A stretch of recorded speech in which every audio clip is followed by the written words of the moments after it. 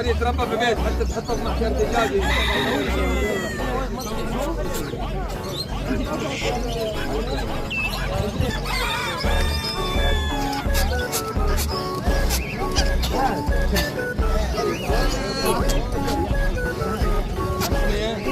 انا والله لو يبيعه والله ب 1000 ريال اخذ.